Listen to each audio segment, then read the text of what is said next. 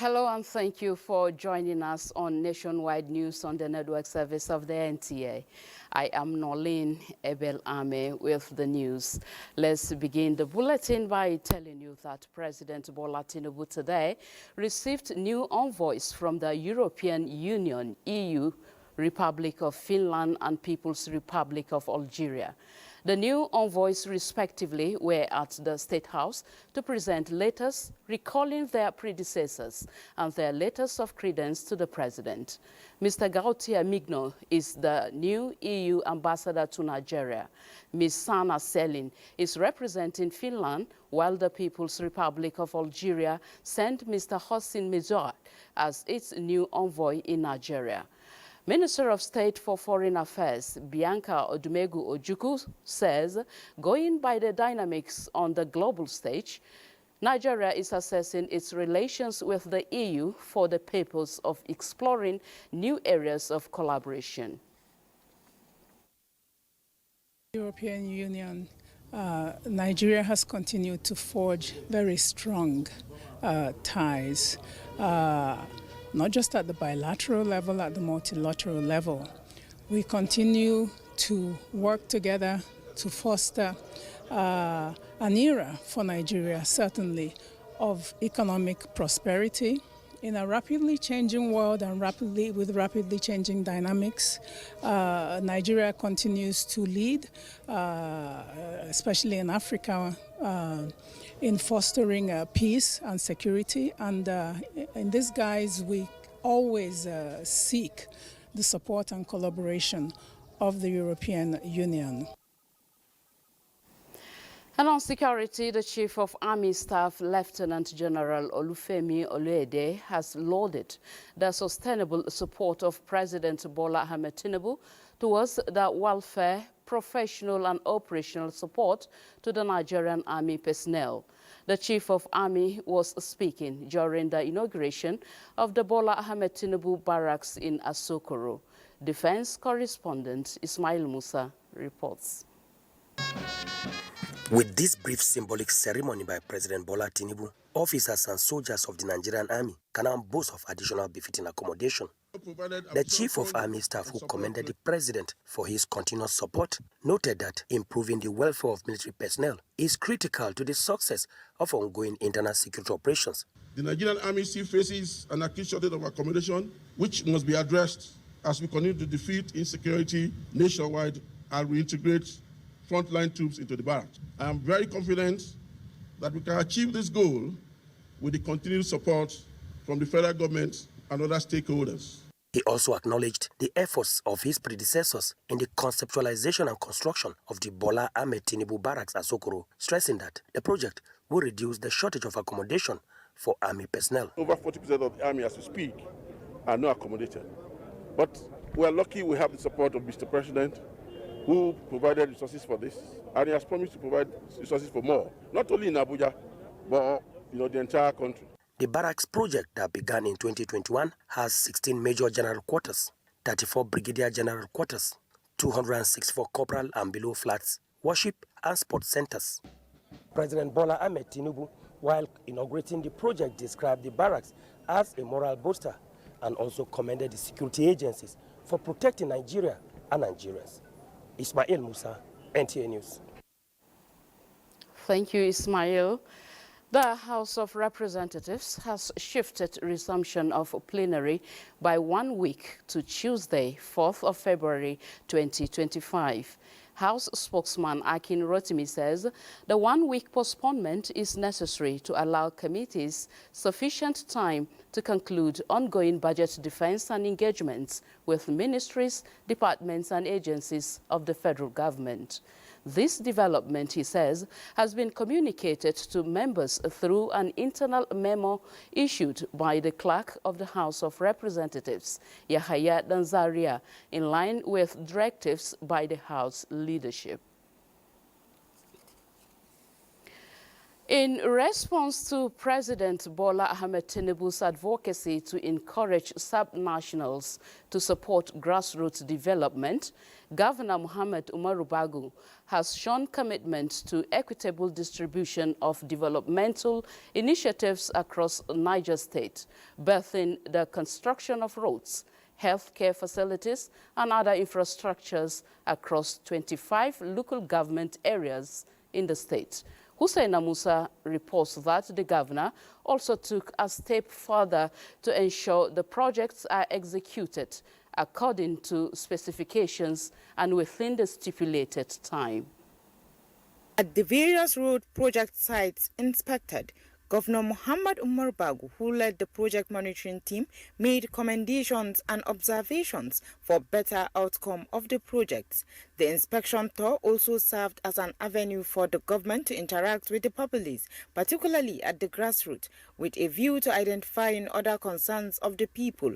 During the engagement, the governor announced abolishment of PTA fees in all public schools, establishment of general hospitals and waterworks. The project monitoring that ended in Niger East Senatorial District featured the inauguration of projects at the instance of some stakeholders, including the lawmaker representing the Senatorial District, Senator Muhammad Sani Musa. We assure them what the government is doing to alleviate their sufferings, both at the federal and state level, and also to continue to encourage them to be farmers, because we are agrarian, you know, and you can see that all this we are doing is because we have other sources of income from agriculture. With the kind of development it's bringing, is expanding the economic scope, and by so doing, you will see that a lot of people will have something to do. At the end, the project monitoring tour gave room for stakeholders' participation in projects execution.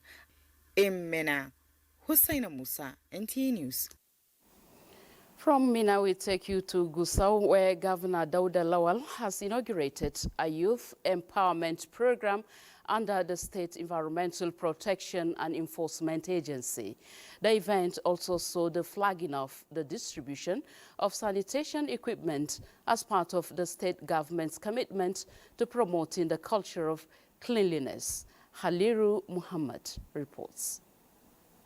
The inauguration of the Youth Empowerment Program is part of the Zamfara State Government's strategy aimed at providing employment opportunities and cultivating entrepreneurial skills among the state's unemployed youth. The event witnessed the commissioning and distribution of sanitation equipment, including 10 dumping trucks, 4 sweeping machines, and 2 sweeping trucks, among others, for the Zamfara Youth Sanitation Program. Launching the program, Governor Dauda Lawal said the initiative is designed to get the state's teeming youth engaged in meaningful activities towards improving sanitation across the state. Governor Lawal, who reiterated his administration's commitment to environmental sustainability, said the state government will continue to implement policies and programs that encourage green practices and sustainable development. This initiative is part of a broader strategy to improve the standard of living in Zamfara State. A clean and healthy environment attracts investments, boosts tourism, and promotes the overall well-being of our people. It is expected that the youth to be engaged in the sanitation program will gain valuable experience and derive other benefits. In Gusau, Haliru Muhammad, NTA News. Jennifer Igwe continues with the news presentation from our Lagos studio. Hello, Jennifer. Over to you.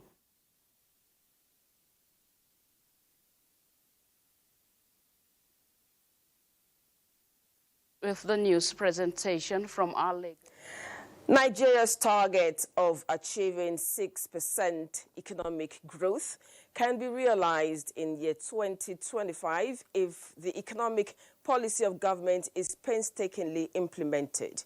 Economic analysts, while evaluating prospects of the nation in 2025, say The central bank's latest projection of 4.17% GDP growth in 2025 is the path to economic recovery and will be fast-tracked. Joel Popola has more. The economic reforms of the current administration has dovetailed into year 2025 with more policies and programs that will stimulate economic growth expected to be introduced. Analysts say the recent economic outlook is a sign that there is light at the end of the tunnel, and with Nigeria expected to increase production of crude oil and reduction of importation of petroleum products, the country will earn more, which will stabilize the foreign exchange market. 2025 looks like a year when Nigeria will earn more from crude oil. That income will help to bolster the supply of foreign exchange, and therefore it will help Nigeria to stabilize its currency.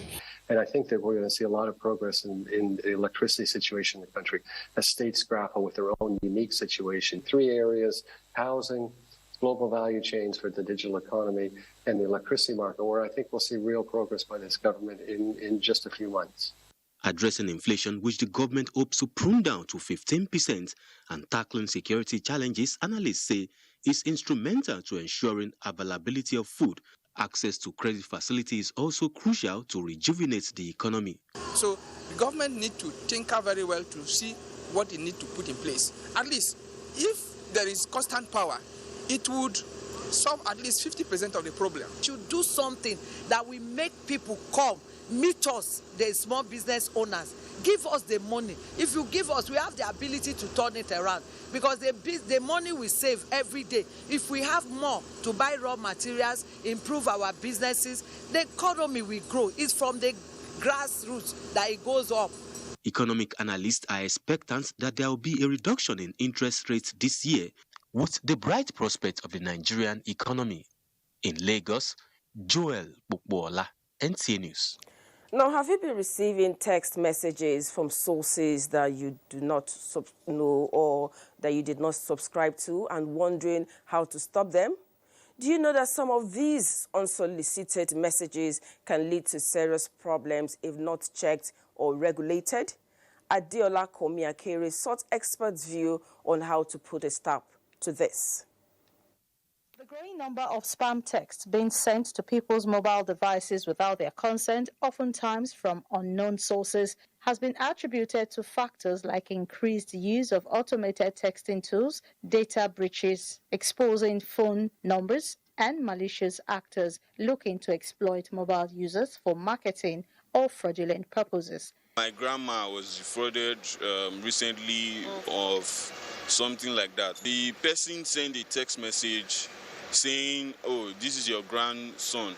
I need so amount of money right now." This is generally considered a negative trend, as it can also be annoying and potentially harmful to individuals receiving these messages. But you know, sometimes you just be surprised, different messages from concerning things that does not concern you. While many agree that such messages can make one fall victim to cybercrimes, others believe that subscribers should not throw caution to the wind.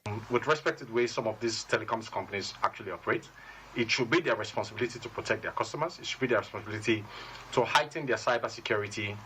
Legal practitioners speak on the rights of subscribers and how to curtail such excesses. And we have 2 government agencies, Nigerian Communication Commission and the Consumer Protection Commission. By the time subscribers bombard these 2 commissions with these unsolicited message reports, they will call the service providers to order.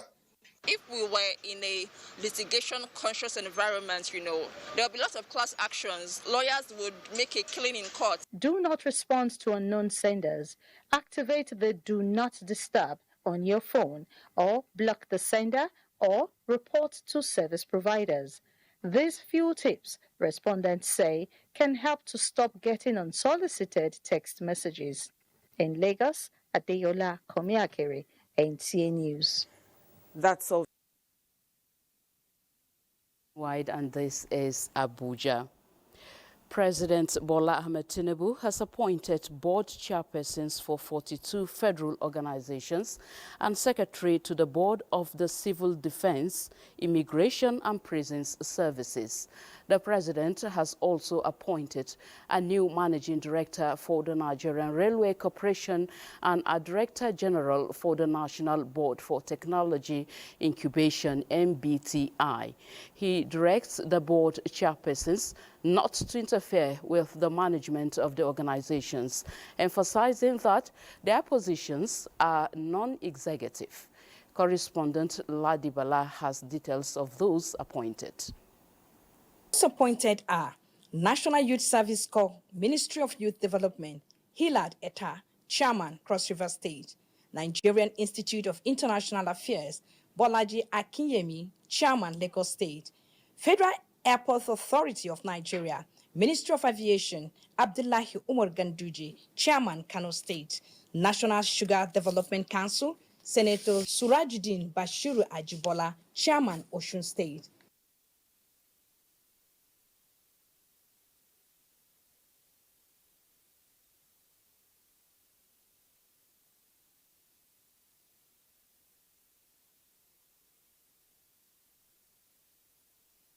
Others are Victor Tombari Gaidu, Chairman, Nigerian Institute of Educational Planning Administration, Rivers State, Teachers Registration Council of Nigeria, Mustafa Salihu, Chairman, Adamawa State, Industrial Training Fund, Hamman Adama Ali Kumu, Chairman, Gombe State, Nigerian Institute of Science Laboratory Technology, Donatus Eyima Nwankpa, Chairman, Abia State.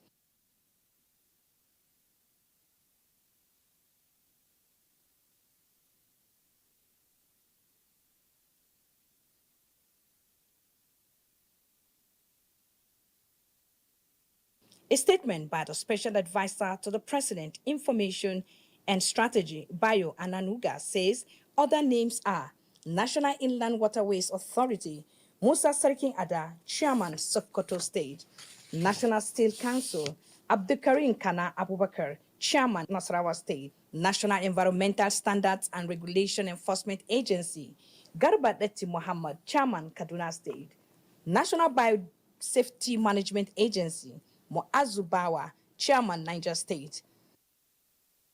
The names include Federal Medical Center Abeokuta, Abdullahi Dayo, Israel, Chairman, Lagos State, Federal Medical Center Asaba, Mary Alele Idele, Chairman, Edo State, Federal Medical Center Lokoja, Nze Chidi Duru, Chairman, Anambra State, Federal Medical Center Owerri, Ima Ineku, Chairman, Enugu State. Among the list are National Oil Spill Detection and Response Agency, Edward Omo Erewa, Chairman, Edo State, Nigerian Maritime Administration and Safety Agency, Yusuf Hamisu Abubakar, Chairman, Kaduna State, Nnamdi Azikiwe University Teaching Hospital, Inewi, Anambra State. All the appointments takes immediate effect. In Abuja, Ladibala, NTA.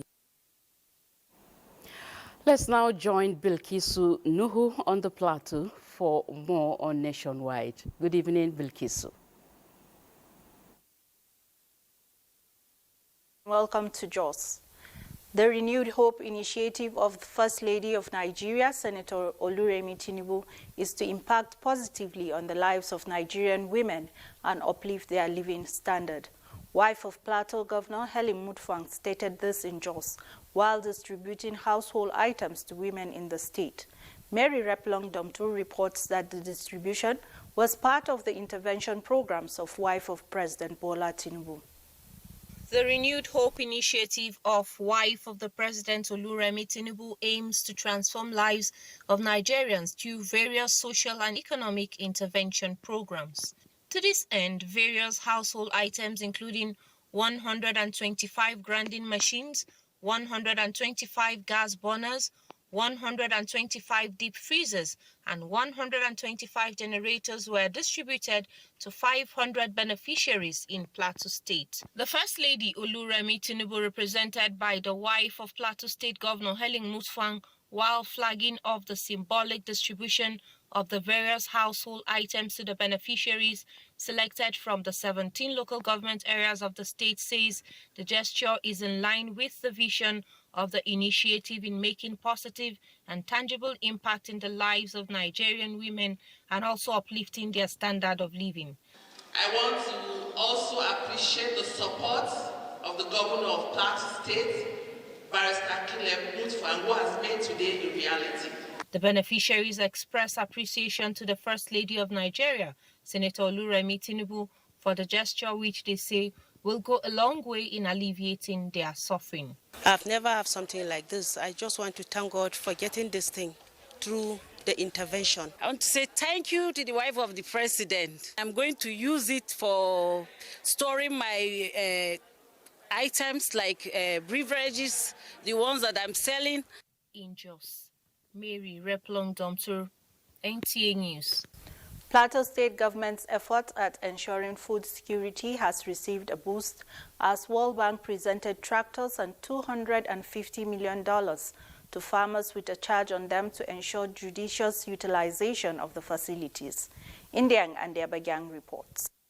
In line with its determination to ensure food sufficiency for local consumption and export, Plateau government, through the Ministry of Agriculture, has provided inputs to enhance food production in the state. This time around, government effort is boosted with the presentation of tractors and resources to farmers to aid them in food production. Governor Caleb Mutfwang expressed gratitude to the World Bank for the gesture, which he says is in line with his administration's drive towards reducing poverty, cautioning beneficiaries against the misuse of the funds. Beyond just implementing projects, we want to see how these investments will work towards uplifting our people out of poverty. The country director of the World Bank, Jamin Diep, says desertification is threatening food security and climate change, hence the partnership with the Plateau State government to help vulnerable communities to adapt the climate impact while improving their livelihood. This part of AgriSal complements a range of investments around land management, water management, around a 10-year watershed management plan. As you go back to your community, ensure that you abide by the principles of the CRF. In Jos, Indenyan and Abuja, NTA News. That's our contribution from Jos. Is back to Noleen in Abuja for the continuation of Nationwide. Very well, Bilkisu Nuhu, thank you very much. Now, the governor of Ebonyi State, Francis Nwifuru, has made a bold move to enhance education and technological advancement in the state with the establishment of a specialized university. This milestone was officially confirmed during the presentation of the letter of recognition by the National Universities Commission (NUC) in Abuja, signaling the commencement of plans to bring the university to life. The establishment of Ebonyi State University of ICT, Science and Technology is a strategic step towards equipping the younger generation with quality and affordable tertiary education. The governor emphasized that this initiative is particularly aimed at empowering state indigents to thrive in a rapidly evolving technological world. He also highlights his administration's broader commitment to educational reforms. This includes a scholarship program currently supporting over 1,000 students pursuing master's and doctorate degrees. Upon completion, these graduates will be strategically deployed to various tertiary institutions within the state to strengthen academic capacity and excellence. I want to assure you that Ebonyi State, under my leadership, will ensure that adequate budgetary provision in both capital and the recurrent expenditure are made available on a sustainable basis. When the university is ready, it will invite the Commission to go and look at the state of affairs, to look at the infrastructure, to look at the classrooms, look at the library, look at the staffing, and then after that,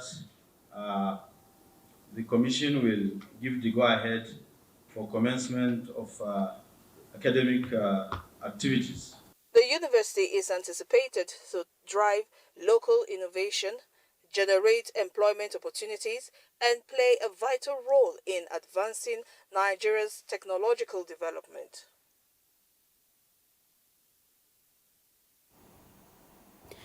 Now, imagine waking up to a world where machines have seamlessly integrated into every aspect of your daily life. It sounds like a dream, doesn't it? But what happens when this technological revolution also brings unprecedented challenges?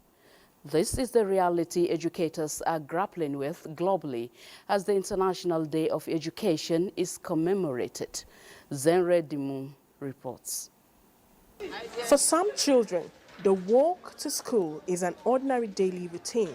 But for some, it is a journey of determination, as some of these children trek kilometers from their homes to attend school in other areas. Now, efforts are being intensified to ensure education takes its place as a bridge that connects people across racial and ethnic divides, offering a platform to share ideas, promote peace, and drive human development. Yet, access remains unequal, systems prone to disruptions, and the availability of skilled, well-equipped teachers often falls short. And despite these hurdles, the mandate remains clear to ensure inclusive and equitable quality education for all. We're going to do a mapping of all the schools we have in the country, and part of the mapping that we are doing is to actually categorize the school based on the available resources. There are about 8 key indicators. These 8 key indicators that we have has to do with infrastructure, resources, teachers. When we say teachers, their qualification, their adequacy, their competency, and then also even school administration. So we want to break the schools. So, why the increasing focus on artificial intelligence, AI? The answer lies in its potential to revolutionize education. AI promises improved efficiency, better decision-making, groundbreaking innovation, and advancements in entrepreneurship and scientific research. I'm talking about personalized learning, AI being a game changer for personalized learning. How do you craft AI to work with you as a co-pilot to kind of show you how you can get people to basically learn at record speed? We have enough gadgets, we have enough equipment to deploy to our schools to key into the use of AI. But remember, AI is not to replace the teachers. The fear of many people is whether artificial intelligence will take away critical thinking. Rather, I believe that it will enhance the critical thinking of the child. Our academicians can actually use it for research, while our teachers too can use it as an aid in the secondary school. However, as we celebrate the advancements in education on this International Day of Education, a critical conversation must continue. How do we balance the immense benefits of AI with the challenges and ethical concerns it presents? In Abuja, Zenre Dimu, NTA News. And still talking education, the provision of free and compulsory basic education for children of primary school age at the federal and state levels is presently yielding positive results as the impact is visible through school enrollment. In view of its critical role to educational advancement, Beatrice Anyang takes a look at the impact so far in Imo State. The introduction of free education in Nigeria dates back to January 17, 1955. Since then, the Nigerian government, at one regime or the other, has put up policies to sustain either free education or tuition-free education. Presently, the federal government runs free tuition education from Basic 1 to Junior Secondary School. Just like some other states of the Federation, Imo State government since 2011 has complemented the efforts of the federal government by running tuition-free senior secondary school. This according to the Commissioner for Education. Primary and Secondary, Imo State, Professor John Cliff Nwadike, has constantly impacted in the population increase of students and pupils, as record shows a total number of 320,419 pupils and 128,206 students in the Imo State school system. The commissioner notes that the state government carries out advocacy programs in line with the federal government policy of addressing out-of-school children, with plans on ground to include various skills into the school curriculum. Government is now moving into the streets, getting many pupils and students back to the school system. We send teachers, instructors who go there to talk to them, teach them morals, and then while doing this, you cannot teach them on empty stomach. You go with light food items. When you become friendly with them, they are brought to the minister. A visit to some primary and secondary schools in the state shows that more pupils and students are still coming for enrollment into the public schools to access the tuition-free education. High cost of living is affecting many families. So some of them who have their children in private school are pulling them from private schools to government school, where education is free. Stakeholders are, however, calling on the parents to contribute their quota in encouraging their wards to put in their best to complement government's efforts in promoting literacy. In Owerri, Beatrice Anya. We now join Beatrice Anyam again in Owerri for an update on education from Imo. Beatrice, if you can hear me, I guess you're online. What is the rate of enrollment into schools from looking at a free education policy that is operated in the state?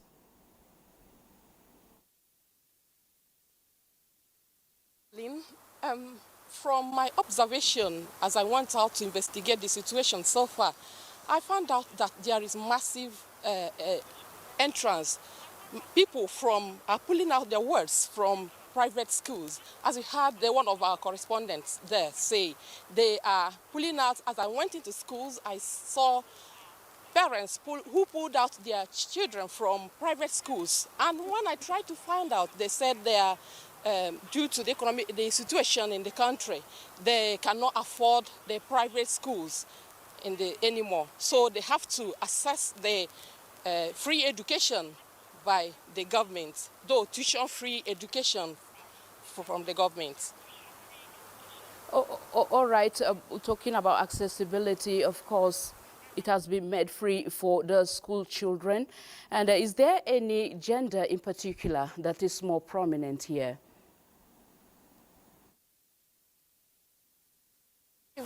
Of a truth, the gender, both female and male, they are alike. There is no particular gender. I saw that is outnumbering the other.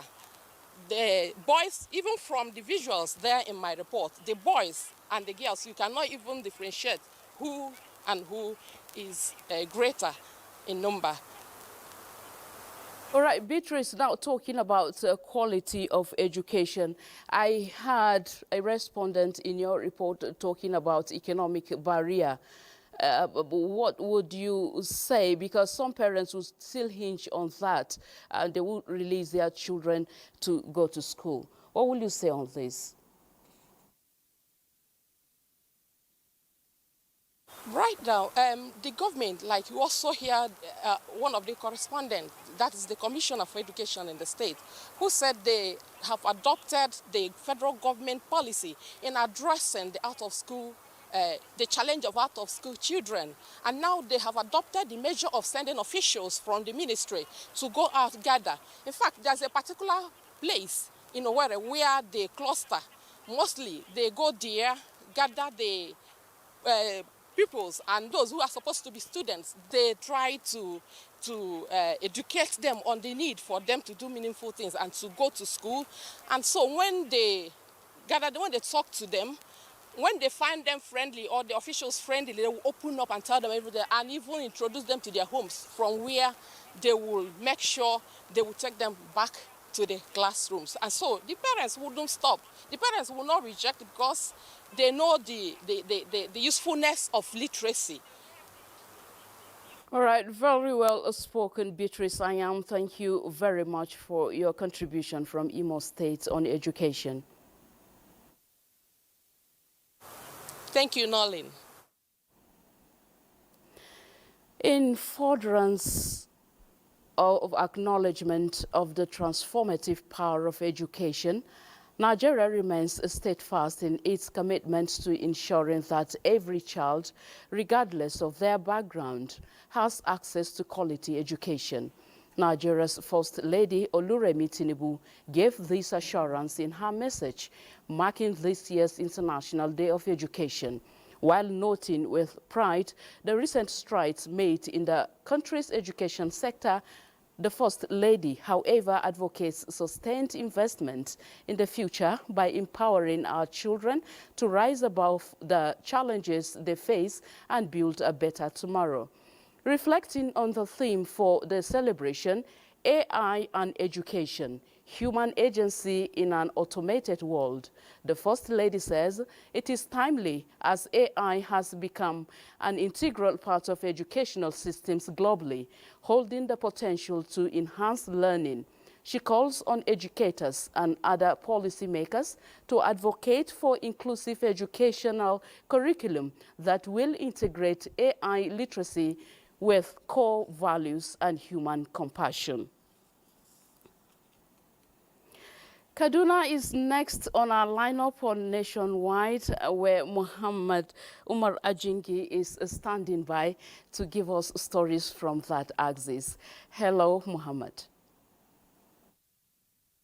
Hello, Noleen. You are welcome to Kaduna. The Nigerian Army has reiterated its commitment to overcoming all forms of insecurity across the country.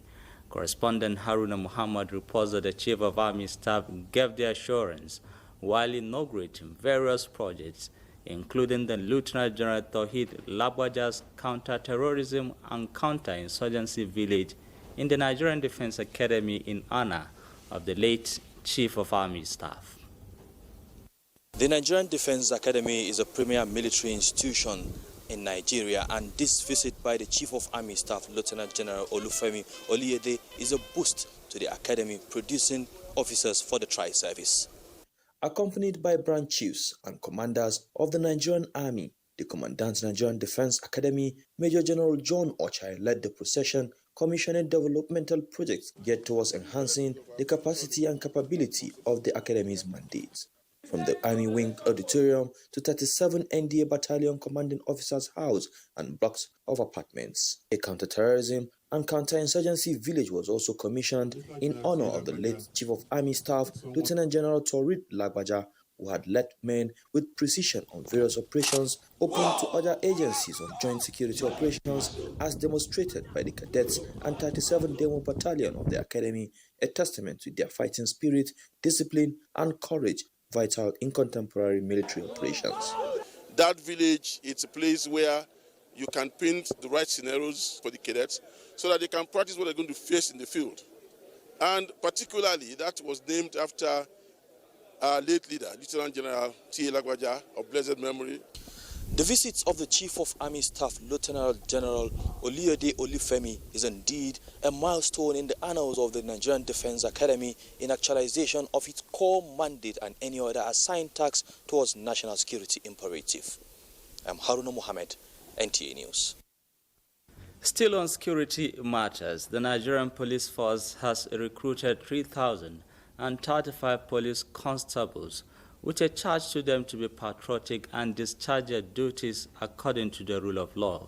The Inspector General of Police, represented by the Assistant Inspector General Zone 14 Katsina, stated this at a passing out parade of the newly recruits at the Police College here in Kaduna. Kim Gotts reports.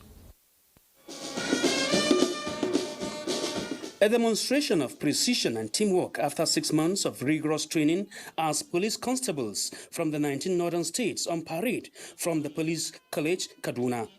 The Inspector General of Police, represented by the Assistant Inspector General, Zone 14, Katsina, Basil Idogu, says the event marks another milestone achieved by the police force in enhancing security operations in the country. He noted that the constables are to utilize their authority in the protection of lives and property. Strive to be perceived as a friend and partner to the public, inspiring hope and confidence in the security apparatus. Remember that the uniform you wear and the office you hold are symbols of trust and responsibility. The Kaduna State Commissioner for Internal Affairs, James Kanyip, says the state will continue to give the Nigerian police force relevant support towards achieving its mandate. Please ensure that you deploy the knowledge and skills acquired in the course of your training, provide the needed security for the citizens, and to maintain law and order. The recruit will be dispatched to the various states to commence duty. In Kaduna, Kim Goetz, NTA News. And that's our contributions from Kaduna. Nationwide continues after this break. NTA say thank you to all our viewers. NTA say thank you. A good TV station means different things to different people. Let's join Olumide Eguntola for stories from the sporting world. Nigeria under-19 female cricket team is receiving a major boost with the presence of the Director General, National Sports Commission, Bukola Olokpade, at the ongoing ICC T20 Cricket World Cup in Malaysia. The DG commended the Yellow Greens for their brilliant performances at the group stage and urged the team to aim higher. In football, the draws for the 35th African Cup of Nations finals is scheduled for Mohammed National Theatre in Rabat, Casablanca, Monday evening. Three-time African champions Nigeria is placed in pot 1, alongside 7-time winners Egypt, three-time champions, and cup holders Cote d'Ivoire. In grassroots football, Team Lagos are champions of the 3rd edition of Flag Football National Tournament held in Calabar. Students of Army Cantonment Girls Senior High School Ojo, Education District 5, and Ikeja Senior Grammar School Oshodi, Education District 6, both from Lagos, won gold in the male and female categories of the tournament. It's about input, our interest to develop them and to create another value for their career path in the future. And all the talents that we have in Lagos, come next year, we are going to be the champion of this game again. In boxing, all is now set for the first ever World Boxing Council and African Boxing Union Amateur Championship to be hosted in Lagos, Nigeria, from the 6th to the 8th of February 2025. The WBC Amateur African Boxing Union Tournament is coming to Nigeria to make sure we just have to unlock these opportunities for our teaming boxers who have been training so hard, and so that they can also be competitive in the global stage. Boxers from 8 African countries, which include Uganda, Senegal, Cameroon, Togo, Benin Republic, Ghana, Kenya, and host Nigeria, are expected to feature in the Amateur Boxing Tournament, which serves as qualifiers for the WBC Amateur Boxing World Cup in Mexico later in the year. With Sports Update, Olumide Eguntola, NTA News. On a solemn note, President Bola Tinubu joins the government and people of Plateau State in mourning the death of Lieutenant General Jeremiah Timbud Hussaini, former Minister of the Federal Capital Territory. In a statement, the president extends heartfelt condolences to the family, friends, military colleagues, and political associates of the former governor of Old Bendel State, Minister of Transport, and Quartermaster General of the Nigerian Army. President Tinubu says Hussaini, who died at the age of 81, demonstrated courage and dedication throughout his military career and inspired many young officers to prioritize national interest above personal gain. The president states that the late Hussaini also made some difference in politics as Deputy National Chairman of the All Nigeria People's Party, ANPP, and Senator representing Plateau South Senatorial District. The president prays that God Almighty will grant Lieutenant General Husseini's soul eternal rest and solace for his family. Similarly, the Secretary to the Government of the Federation, George Akume, on behalf of the Federal Executive Council, FEC, mourns the passing of the former Minister of Federal Capital Territory, Lieutenant General Jeremiah Timbut Husseini, aged 81. Lieutenant General Husseini was appointed Minister of Federal Capital Territory and also Minister of Transport during the military regime of the former head of state, General Sani Abacha, where he served the nation meritoriously in the implementation of the master plan of the FCT during its birthing stage.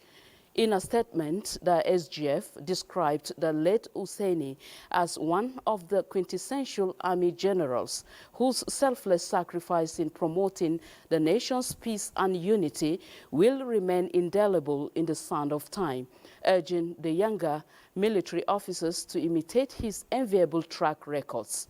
Akume commiserates with the government and people of Plateau State, his immediate family, and prays God to grant the soul of the departed eternal repose. Meanwhile, Plateau State's Governor Caleb Manasseh Mutfwang has sympathized and condoled with the family of late former Minister of the FCT, Lieutenant General Jeremiah Timbut Husseini, who passed away on Thursday at the age of 81. In a statement, Director of Press and Public Affairs to Governor Gyang Bere Mutfwang described the exit of General Husseini as a loss not only to his immediate family, but also to the Nigerian Armed Forces, Plateau State, and the entire nation. The governor highlighted General Husseini's exemplary leadership and steadfast commitment to service, which will leave an indelible mark on Nigeria's security and political landscape. He noted that General Husseini's tireless efforts to promote peace and security, especially in northern Nigeria and Plateau State, will forever be remembered. Governor Mutfwang recounted the illustrious career of the late general, who served Nigeria in various capacities, including as Minister of Transport, Quartermaster General of the Nigerian Army, and Minister of the FCT.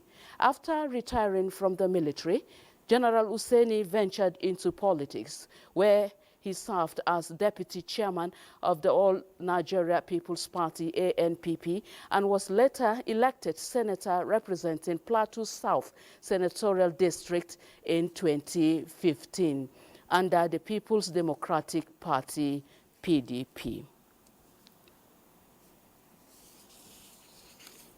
In other tributes, the president of the Alumni Association of the National Institute, AANI, Ambassador Emmanuel Obi Okafor, on behalf of the National Executive Council, NEC, National Executive Committee, ESCO, and the entire membership of AANI, mourns the passing of one of its founding member and elder statesman, Lieutenant General Jeremiah Timbut Husseini, Sardaunan, Plateau, and Nasarawa.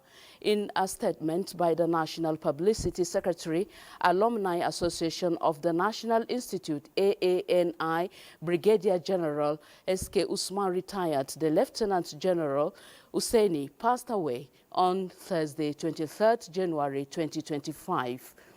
His demise is a loss to not only his family, but to our association, the good people of Plateau State, the armed forces of Nigeria, the entire nation, and humanity. On this note, we conclude Nationwide today. Thank you for being part of it. I am Noleen Abel-Ameh. Do enjoy the rest of your evening.